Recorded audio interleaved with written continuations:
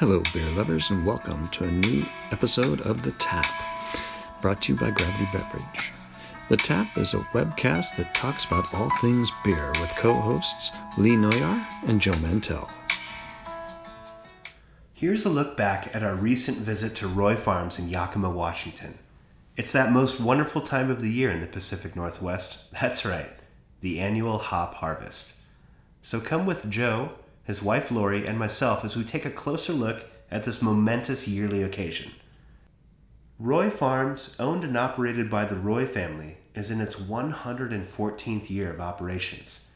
And every year, spanning a few weeks in late summer and early fall, fresh hop vines are gently harvested and transported to the room that you see here, where they are lifted to a rolling extruder, which carefully separates the cones from the vines.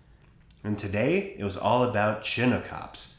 For those who know, Chinook is a hop prized for its bittering capabilities, often starring in such roles as the overly aggressive hoppy West Coast beer. But here at Roy Farms, these ones had an aromatic buffet full of flavors. Here they are dried using a massive jet engine, which feeds hot air into a room just above where the hops are laid out over a large area so that air can circulate beneath. They are then distributed at just the right height to allow that air to flow correctly, and then they are just simply stored and laid to rest before they're taken to packaging. And we arrived late in the morning to meet with Andy Roy himself. Despite it being the height of hop harvest, with all hands on deck and all seasonal employees running at a full tilt, Andy was still kind enough to meet with us at noon and show us how the care they put into each and every step shows up all the way to final packaging. And here you can see the hops resting after being lightly dried to lock in all of those aromatic compounds.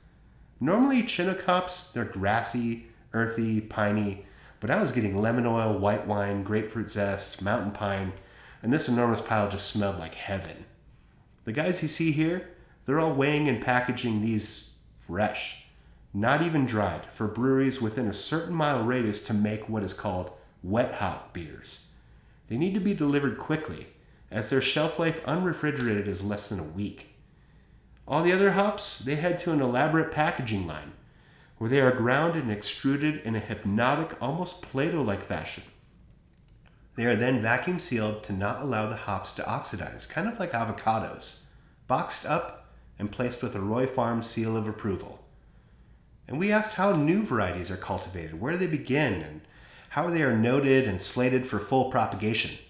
We were then shown a field that you see here containing hundreds of single hill hop vines, and each and every plant was a completely different variety from the next, all with different sizes, densities, colors, aromas. I just felt bad for whoever has to keep the spreadsheet on that one.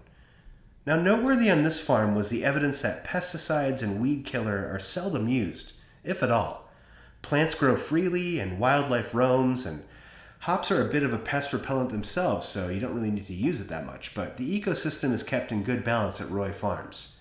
Used plant matter is converted into mulch, and the farm itself is considered salmon safe, which reduces watershed impacts on all those West Coast rivers from farms, thereby ensuring that salmon can thrive. And after we said our goodbyes, we had a thirst for a freshly hopped beer that just needed to be satiated. Per Andy's recommendation, Single Hill Brewing in downtown Yakima was more than sufficient. Sampling each of their freshly hopped beers turned out to be the icing on the cake for this quick educational day trip. And with this trip, we were reminded of all the farmers out there who use their skills as stewards of the earth to not only take but give back and properly manage to the benefit of us all. So, thanks for joining us. We'll see you next time.